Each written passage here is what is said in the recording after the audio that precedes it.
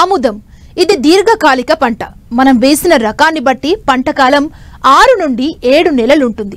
దీనివల్ల చాలా వరకు రైతులు రెండో పంట వేసుకునే అవకాశం లేకపోవడంతో ఈ పంట సాగుకు ఆసక్తి చూపటం లేదు. అయితే ఇప్పుడు అతి తక్కువ ఎత్తులో పెరిగి 100 నుండి 120 రోజుల్లో పంట చేతికొచ్చే విధంగా భారతీయ నూనె గింజల పరిశోధన సంస్థ చేపట్టిన ప్రయోగం విజయవంతమైంది. మరి ఆ సాగులో పాటించిన యాజమాన్య పద్ధతులేంటో ఇప్పుడు చూద్దాం.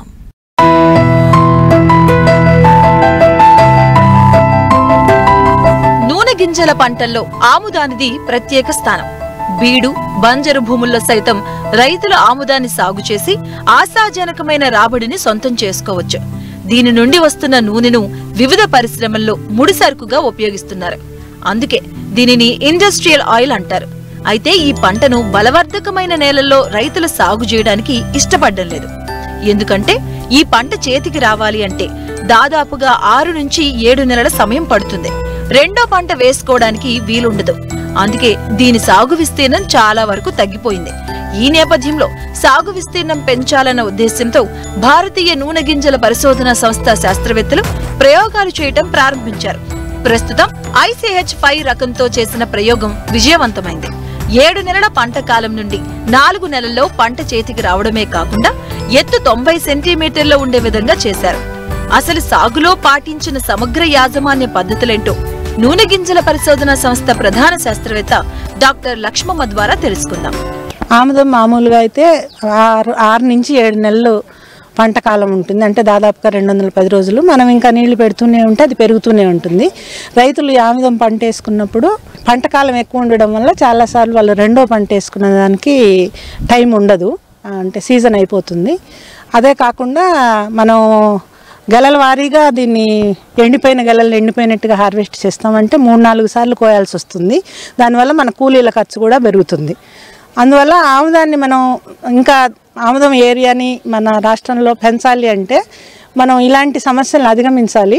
దానికోసం ఇప్పుడు మా శాస్త్రవేత్తలు బ్రీడర్స్ మొక్క చిన్నగా ఉండి తక్కువ డ్యూరేషన్ అంటే పంట కాలం తక్కువ ఉండి మొదటి గెల చాలా బాగా ఉండి దాని కాయలు రాలిపోకుండా 1-2 రెండో గెలలు వచ్చి అంతా ఒకేసారి కోతకొచ్చేలాగా ఉంటే పంట కాలాన్ని తగ్గించవచ్చు, కూలీల ఖర్చును కూడా తగ్గించవచ్చు. తర్వాత భవిష్యత్తులో యంత్రాలతో పంట కోసుకునేటుంటే యంత్రాలు కూడా వాడడానికి అనువుగా ఉంటుంది అన్న ఉద్దేశంతో రీసెర్చ్ చేస్తున్నారు.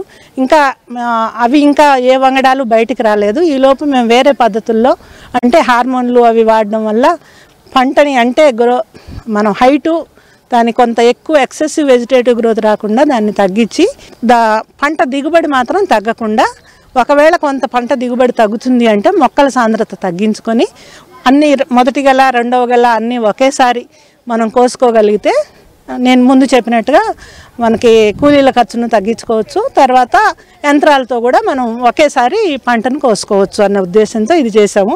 రకరకాల హార్మోన్లు ప్రయత్నించిన తర్వాత ప్యాక్లోబ్యూట్రజాల్ అనే ఒక కెమికల్ అది మార్కెట్లో కూడా అందుబాటులో ఉంది. అది హార్మోనల్ ఎఫెక్ట్ ఉన్నది.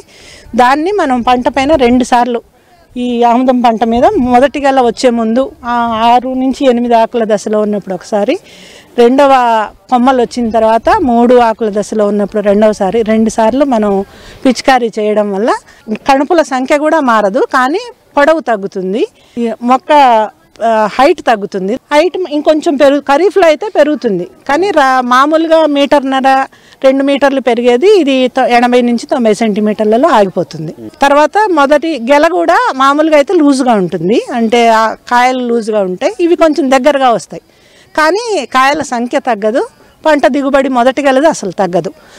ఎక్కువ గెలలు రాకుండా రెండో గెల వరకే మనం పంట చేలో ఉంచాలని అనుకుంటున్నాం.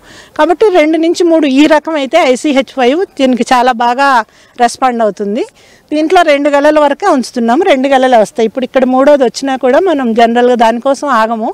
ఈ 2 గెలలు దాదాపుగా ఒకేసారి 110 నుంచి 120 రోజుల్లోపు ఒకేసారి కోసేలాగా ఉంటుంది. సో అప్పుడు ఒకేసారి కోసేస్తే ఈ పిక్ వైజ్ కోసే అవసరం రాదు. తర్వాత యంత్రాలతో మనం కోయాలి అనుకుంటే ఇప్పుడు పారాక్వాట్ అని ఒక కలుపు మందు ఉంది. ఆ కలుపు మందుని మనం లీటర్ నీటికి 1 మిల్లీలీటర్ అంటే ఎకరానికి 200 లీటర్లు మందు కొట్టేటుంటే 200 మిల్లీలీటర్లు కలిపి మనం ఇంకా కోత కోయాలి అనుకున్నప్పుడు ఒకసారి పంట మీద పిచికారీ చేస్తే చేను మొత్తం ఎండిపోతుంది కంప్లీట్గా. అలా కాకుండా మనం ఇప్పుడు నడుస్తున్నలాగా మెషిన్ వాడకపోయినా ఒకేసారి హార్వెస్ట్ చేసుకోవడం వల్ల మనం రెండో పంట వేసుకోవచ్చు, లేబర్ కాస్ట్ తగ్గించుకోవచ్చు. దాంతో ఆముదం ఫ్యూచర్లో రైతులు వేసుకునేది పెరగడానికి అవకాశం ఉంది. అది ఆ ఉద్దేశంతో చేసిన ప్రయోగం ఇది. మనం 60-45లో వేసాం ఇక్కడ. అది ఇప్పుడు ఎంత ఉందంటే 35,000 దాకా ఉంటుంది పాపులేషన్ హెక్టార్కి. మొక్కల మధ్య దూరం 45, వరుసల మధ్య దూరం 60 ఇక్కడ వేసింది. దానికి హెక్టార్కి 35,000 వస్తాయి. సాధారణం అయితే హెక్టార్కి వరుసల మధ్యలో 90 సెంటీమీటర్లు, మొక్కల మధ్యలో 60 సెంటీమీటర్లు వేస్తాం మామూలుగా. దానికి 18,000 వస్తాయి హెక్టార్కి. సో మనం పాపులేషన్ మొక్కలను డబల్ చేస్తున్నాం కనుక మొక్క మొదటిగలే మనం తీసుకున్నా కూడా దిగుబడి ఎక్కువే వస్తుంది. ఇది మనం మొక్కల సాంద్రత పెంచుకున్నట్టయితే మామూలుగా వచ్చే దిగుబడి ఎకరానికి సాంప్రదాయ పద్ధతిలో ఎకరానికి 8 క్వింటాళ్ళు వస్తే మనం మొక్కల సాంద్రత డబల్ చేసినట్టయితే మనకి 12-13 క్వింటాల దాకా దిగుబడి వస్తుంది ఎకరానికి. ఖర్చు అంటే కూలీల ఖర్చు తగ్గుతుంది, 2-3 నెలల పంట కాలం తగ్గుతుంది. దాంతో దానికి యాజమాన్య పద్ధతులు అవన్నీ వాడాల్సినవన్నీ తగ్గుతాయి కదా. రెండో పంట వేసు ఆ 2 కెమికల్ని 2 సార్లు స్ప్రే చేస్తాము. అది మార్కెట్లో దొరుకుతుంది. అది లీటరు 2,000 రూపాయలు ఉంది. మనము ఒకసారి పిచికారీకి మనము 35 గ్రాములు అంటే 200 లీటర్ల ద్రావణం కావాలి అయితే 35 గ్రాములు వాడతాం. అట్లా 2 సార్లు స్ప్రే చేయడానికి 70 గ్రాములు వాడతాం. దానికి అయ్యే ఖర్చు దాదాపుగా 300 రూపాయలు. 2 సార్లు స్ప్రేయింగ్కి అయ్యే కూలీల ఖర్చు ఒకటి ఉంటుంది అంతే.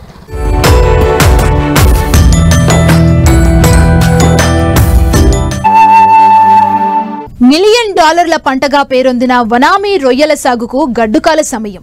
వ్యాధుల తీవ్రత పెరిగి పంట ఎదుగుదలకు అవరోధంగా మారుతుంది. వాతావరణంలో వస్తున్న మార్పులు, చెరువుల్లో సరైన యాజమాన్య చర్యలు చేపట్టకపోవడానికి తోడు నాణ్యమైన పిల్లల ఎంపిక చేయకపోవడంతో రొయ్య రైతులు తీవ్ర నష్టాల్ని చవిచూడాల్సి వస్తుంది. ఈ సమస్యల నుండి రైతు అధిగమించాలంటే రొయ్య సాగులో చేపట్టాల్సిన మెలకువలేంటో తెలియజేస్తున్నారు పశ్చిమ గోదావరి జిల్లా ఉండి మత్స్య పరిశోధనా స్థానం ప్రధాన శాస్త్రవేత్త డాక్టర్ నీరజ తంబిరెడ్డి.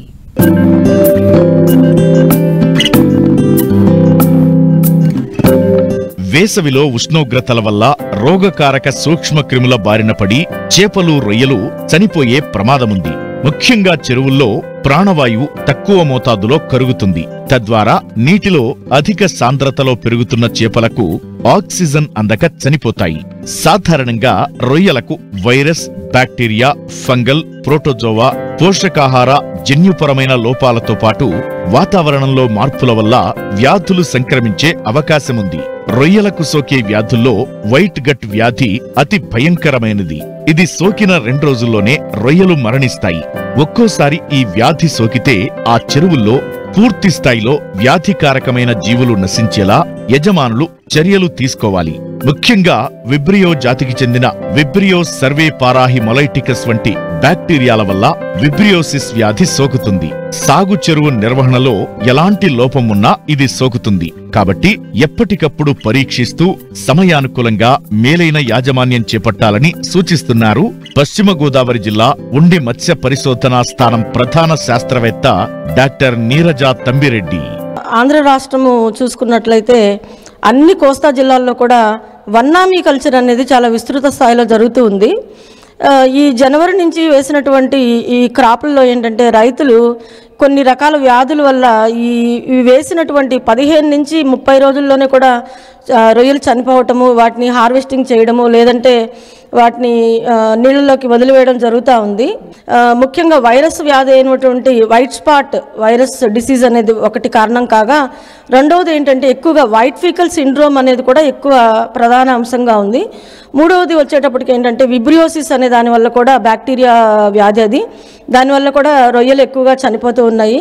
అంతేకాకుండా ఈ ఎంటరోసైటోజోవన్ హెపటోపీనియా అనేటువంటి మైక్రోస్పోరిడియన్ వల్ల కూడా హెపటోపాంక్రియాటిక్ మైక్రోస్పోరిడియోసిస్ అని రావటం వల్ల రొయ్యల్లో పెరుగుదల తగ్గిపోయి రైతుకి ఈ ఎఫ్సిఆర్లు పెరిగిపోయి, అంటే ఎంత మేత పెట్టినా కూడా తింటూ ఉంటాయి, అది వాటిలో పెరుగుదల ఉండకపోవడం వల్ల రైతు నష్టపోతూ ఉన్నాడు. సో ముఖ్యంగా ఏంటంటే వైరస్ వ్యాధుల విషయానికి వచ్చినట్లయితే రైతు ఈ రొయ్యల పెంపకంలో బయోసెక్యూరిటీ అనేది చాలా ముఖ్యమైన అంశము. ఇది చెరువు తయారు చేసుకునేటప్పటి నుంచి చెరువులో రొయ్య పిల్లలు వదిలిన తర్వాత వాటి యాజమాన్యం విషయంలో కానీ, మేతల యాజమాన్యంలో కానీ, నీటి యాజమాన్యంలో కానీ, పట్టుబడి చేపట్టే వరకు కూడా వివిధ అంశాలలో బయోసెక్యూరిటీ విధానాలని, అంటే జీవ వైవిధ్యం అనేటువంటి లేదంటే జీవ భద్రత అనే దాన్ని పాటించాల్సి ఉంటుంది. ఈ జీవ భద్రత విషయాన్ని చూసుకున్నట్లయితే రైతు ముఖ్యంగా హ్యాచరీస్ నుంచి ఇప్పుడు వన్నామీ రొయ్య పిల్లల్ని కొనుగోలు చేస్తూ ఉన్నారు. ఈ రొయ్య పిల్లల్లో ఏంటంటే మనకు తల్లి రొయ్య ఆరోగ్యంగా ఉంటే పిల్ల రొయ్య కూడా ఆరోగ్యంగా ఉంటుంది. ఈ తల్లి రొయ్యల్లో ఎటువంటి వ్యాధులు ఉన్నట్లయితే అది పిల్ల రొయ్యలకు సోకే అవకాశం ఉంది. కాబట్టి ముఖ్యంగా కొనుగోలు చేసేటప్పుడు ఈ రైతులు వీటిని ల్యాబుల్లో పరీక్ష చేయించుకోవాల్సిన అవసరం ఉంది. ఎంటెరోసైటోజోన్ హెపటోపీనియా అనేది కానీ లేవు అని నిర్ధారణ చేసుకున్న తర్వాత మాత్రమే ఆ పిల్లల్ని కొనుగోలు చేయవలసి ఉంటుంది. తర్వాత ఇంకొక ముఖ్య విషయం ఏంటంటే ఈ విబ్రియో అనేది కూడా ఏమవుతుందంటే, విబ్రియో అనేది రొయ్యల చెరువుల్లో ఎప్పుడు కూడా సెలినిటీ ఉన్న చెరువుల్లో 3 నుంచి 15-20 సెలినిటీలు ఉన్నటువంటి చెరువుల్లో విబ్రియోసిస్ అనేది సర్వసాధారణంగా ఉంటుంది. ఈ విబ్రియో అనేది నీటిలో ఉన్నటువంటి సర్వసాధారణమైనటువంటి బ్యాక్టీరియము. ఎప్పుడైతే రొయ్యల పెంపకంలో యాజమాన్య పద్ధతుల్లో లోటు అనేది సంభవిస్తుందో అటువంటప్పుడు ఈ విబ్రియో బ్యాక్టీరియా బాగా పెరిగిపోయి దాన్ని రొయ్యల్లో జబ్బుని కలిగించేటటువంటి స్థాయికి పెరిగిపోవడం వల్ల ఈ విషయంలో కూడా విబ్రియోసిస్ వల్ల రైతులు చాలా నష్టపోతున్నారు. అర్ధాంతరంగా కూడా కల్చర్ ముగించి పట్టువేయాల్సినటువంటి పరిస్థితి వస్తుంది. తర్వాత ఇప్పుడు ముఖ్యంగా చూసుకున్నట్లయితే వైట్ ఫీకల్ అనేది కానీ వైట్ గట్ అని 2 రకాలుగా పిలుస్తూ ఉంటాము. దీనివల్ల కూడా ఏంటంటే రొయ్యలలో మరణాలు ఎక్కువగా సంభవిస్తూ ఉన్నాయి. వీటికి కారణాలను మనం పరిశీలించుకున్నట్లయితే ఈ కొంచెం తక్కువ సెలినిటీలు మనకు 0 సెలినిటీల్లో కూడా మనకంటే తీపి నీటిలో కూడా ఈ రొయ్యల్ని పెంపకం చేస్తూ ఉన్నారు. అట్లాగే 0 సెలినిటీస్ నుంచి 10 సెలినిటీల వరకు ఉన్నటువంటి నీటిలో ఏమవుతుందంటే ఎండలు పెరిగిపోవడం వల్ల కానీ లేదంటే మనం వాడేటటువంటి మేతలు వృధాయడం వల్ల బ్లూ గ్రీన్ ఆల్గే అనేటువంటి హానికరమైనటువంటి ఆల్గల్ బ్లూమ్స్ వాటర్లో పెరిగిపోయి అవి చనిపోయి చెరువు అడుగు భాగానికి వెళ్ళిపోయినప్పుడు ఏమవుతుందంటే ఈ రొయ్యలు ఆ మురుగు చనిపోయినటువంటి ఆల్గే తినడం ద్వారా వైట్ కలర్గా మారిపోయి బయటకు రావడం జరుగుతుంది. దాన్నే మనం వైట్ గట్ అంటాము.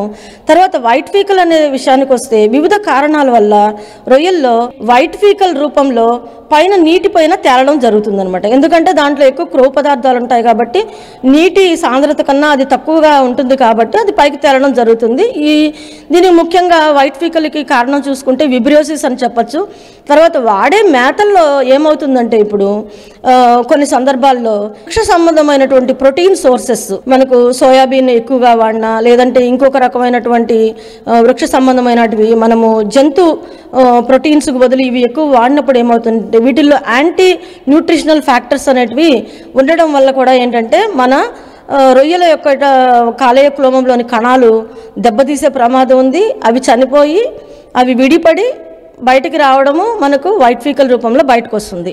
ఇబ్బంది ఎదురైన తర్వాత మనము కాపాడుకోవడం కన్నా కూడా రాకుండా ఏం చేస్తే బాగుంటుంది అనేది మొట్టమొదటి అంశం. అది అంటే చెరువు తయారీ విషయంలోనే మనము జాగ్రత్తలు తీసుకొని దానికి తగ్గట్టుగా మనం ఏంటంటే బ్లీచింగ్ అప్లికేషన్ చేసుకోవటము, దాంట్లో ఉండేటువంటి వైరస్ వాహకాలైనటువంటి కొన్ని రకాలైనటువంటి మైక్రో ఆర్గానిజమ్స్ కానీ జూ ప్లాంక్టాన్ కానీ ఉంటాయి. వాటిని నియంత్రించడం ద్వారా మనం ఏంటంటే మనకు వాటర్ ఫిల్టరేషన్ చేసుకొని తీసుకోవటం ద్వారా కూడా ఏంటంటే చెరువును జాగ్రత్తగా తయారు చేసుకొని మనం చెరువులో కూడా నీటి రంగు బాగా ఉండేటట్టు చూసుకోవాలండి. ప్లవకాల ఉత్పత్తి అనేది చాలా చాలా ముఖ్యమైన అంశము. నీటిలో తగిన ప్లవకాలు వచ్చిన తర్వాత మాత్రమే మనము రొయ్య పిల్లలు వదులుకోవాలి. ముఖ్యంగా రన్నింగ్ మోర్టాలిటీ సిండ్రోమ్ రొయ్యల సాగులో దీర్ఘకాల వ్యాధి. మేత అధికంగా ఇవ్వడం, మినరల్స్, ఇతర రసాయనాలను అవసరం లేకపోయినా వాడడం, చెరువుల్లో సేంద్రియ పదార్థాల గాఢత ఎక్కువైనప్పుడు రొయ్యలు క్రమేణా చనిపోతుంటాయి. దీనివల్ల చెరువుల్లో పిల్ల సంఖ్య తగ్గడంతో పాటు ఖర్చు పెరిగి నష్టం వాటిల్లుతుంది. మనకు రొయ్య పిల్లలను వదులుకున్న తర్వాత మేతల యాజమాన్యం అనేది చాలా చాలా ముఖ్యమైన అంశము. ఎక్కువగా ఏంటంటే మేతల యాజమాన్యం చేసేటప్పుడు ఒక్కొక్కసారి వాతావరణ పరిస్థితులు ప్రతికూలంగా ఉన్నప్పుడు, అంటే సడన్గా వర్షం వచ్చినా మబ్బులు పట్టినా అష్టమి నవములకు తర్వాత మనకు అమావాస్య పౌర్ణాలకి ఇవి రెగ్యులర్గా ఏమంటే రొయ్యలు గుల్ల కొట్టి పెరుగుదలని చేసుకుంటూ ఉంటాయి. కాబట్టి ఈ సమయాల్లో మనం ఇచ్చే మేత కన్నా కూడా తగ్గించి, అంటే మనము 30 నుంచి 50% వరకు మేతను తగ్గించి చట్రేలలో మనం చూసుకొని తింటుందా లేదా అని పరిశీలించుకొని తగ్గించుకొని వాడుకున్నట్లయితే మేతల వృధా అనేది చాలా చాలా వరకు తగ్గడమే కాకుండా చెరువులో చేరి వ్యర్థ పదార్థాలు తర్వాత కాలుష్యం అనేది కూడా చాలా వరకు నివారించవచ్చు. ముఖ్యంగా ఏంటంటే రొయ్యలు ఒత్తిడికి గురి కావడానికి, వ్యాధుల బారిన పడటానికి ముఖ్యమైన అంశం ఏంటంటే ఈ మేతలు దుర్వినియోగం చేయడం వల్ల అధికమైనగా ఇచ్చేసిన దానివల్ల ఏమవుతుందంటే చెరువు కాలుష్యానికి గురయ్యి తర్వాత ఈ వ్యాధికారక జీవులు పెరిగిపోయి ఈ రొయ్యల్లో కూడా స్ట్రెస్ పెరిగిపోయి ఒత్తిడి పెరిగిపోయి చనిపోవడం జరుగుతూ ఉంటుందన్నమాట. తర్వాత ముఖ్యంగా మనం ఏంటంటే ఆక్సిజన్ అనేది చాలా ఇంపార్టెంట్ ఈ రొయ్యల విషయంలో కూడా.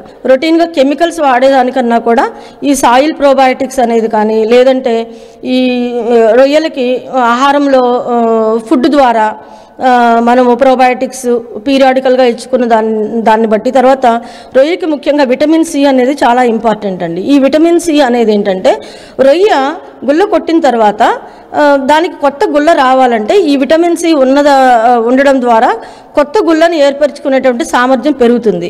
రొయ్య పెరిగే కొద్ది మన నీటిలో ఉన్నటువంటి వాతావరణంలో తేడాల వల్ల ఈ విటమిన్ సి అనేది సరిగా అందుబాటులో ఉండదు. కాబట్టి ఈ విటమిన్ సి సప్లిమెంటేషన్ అనేది కూడా మనము రెగ్యులర్గా మనము ఫీడ్లో ఇచ్చుకున్నట్లయితే చక్కగా ఉంటుంది.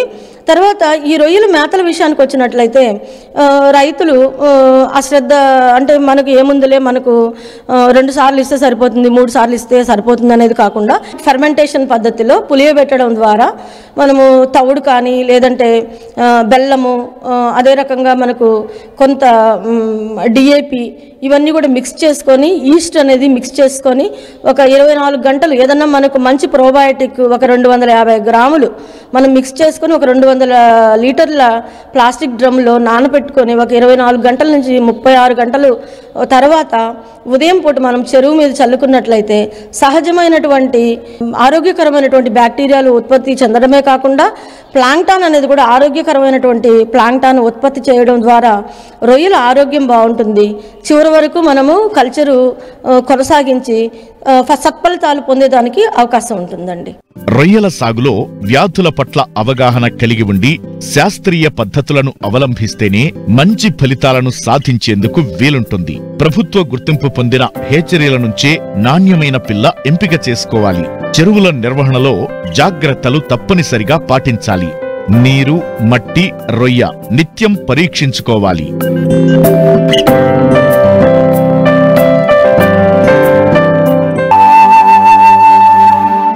నిమ్మ తోటల్లో రైతును నిరంతరాయంగా వెంటాడుతున్న సమస్య గజ్జి తెగులు.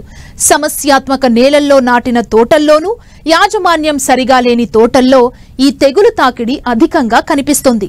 గజ్జి తెగులు వల్ల చెట్లు క్షీణించడంతో పాటు కాయ నాణ్యత లోపించడం వల్ల రైతులు నష్టాలను ఎదుర్కొంటున్నారు. గజ్జి తెగులు తీవ్రత అధికంగా ఉన్న తోటల్లో వేరుకుళ్లు కూడా ఆశించి చెట్లు తొందరగా చనిపోయే ప్రమాదం ఉంది. ఈ తెగులు నివారణకు చేపట్టాల్సిన సమగ్ర చర్యలేంటో ఇప్పుడు చూద్దాం.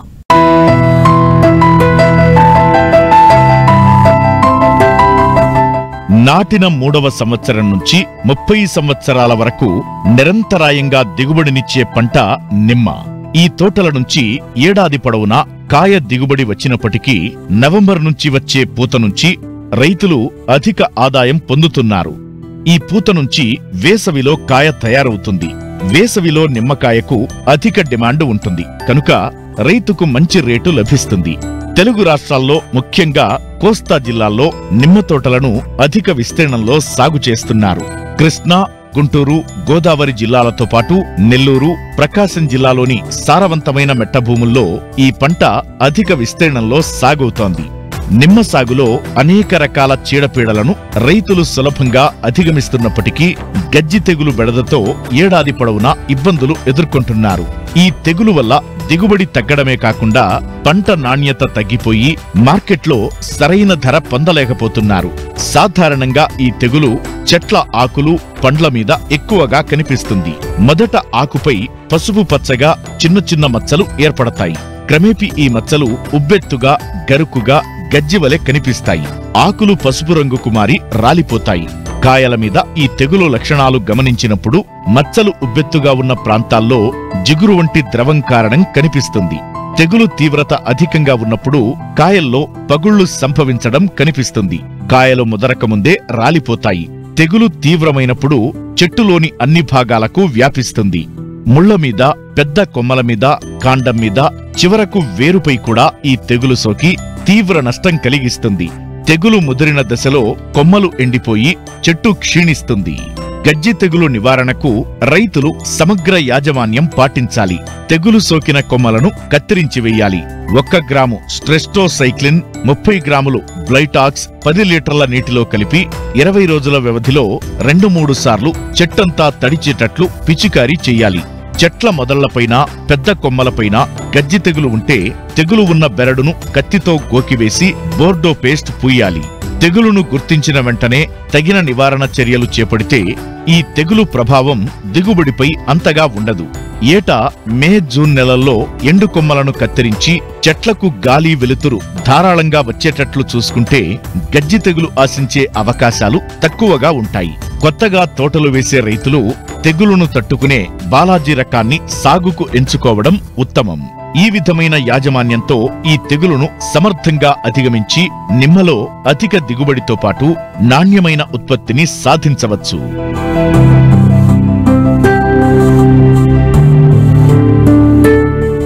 మరిన్ని ఆసక్తికరమైన విశేషాలతో ప్రతిభ బయోటెక్ సమర్పించు మట్టి మనిషి కార్యక్రమంలో మళ్ళీ కలుసుకుందాం. అంతవరకు సెలవు. నమస్కారం.